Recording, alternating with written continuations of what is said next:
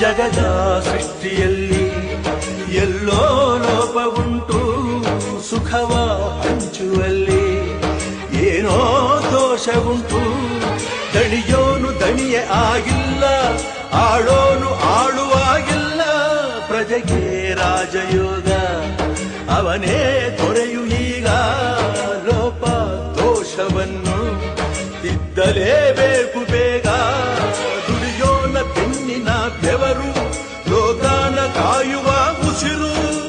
ರೈತ ನೀನೇ ಸಿಂಹ, ರೈತ ನೀನೇ ಸಿಂಹ, ರೈತ ನೀನೇ ಸಿಂಹ ಎಂದ ಬರಹ ಬದಲಿಸಿ ಬ್ರಹ್ಮ. ರೈತ ರೈತ ರೈತ ಅನ್ನ ಕೊಡುವ ದಾತ.